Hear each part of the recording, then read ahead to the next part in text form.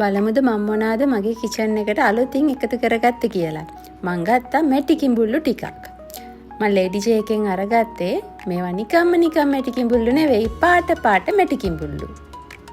මේ ලස්සන නිල් පාට පිඟානයි කෝප්පේ ගත්තේ හස්බන්ඩ්ට. ඊට පස්සේ මට ගත්තේ ලස්සන රෝස පාට එකක්. මගේ මග් එක හොයලා දුන්නේ පුතා මට රෝස පාට මග් එකක් ඕනි කිව්වහම මම powered by coffee. ඊට පස්සේ ගත්තේ අපේ බබාට ලොකු එක්කෙනාට ගත්ත පිඟාන තමයි මේ තියෙන්නේ. ඒක චුට්ටක් ක්‍රීම් කලර් මේකේ පේන්නේ නැහැ. යාට බ්‍රවුන් කලර් මග් එකක් ඕනි කිව්වා. ඒ නිසා යාට බ්‍රවුන් කලර් මග් එකක් ගත්තා. ඊට පස්සේ මේක නම් අර වෙන මැටීරියල් එකක එකක්.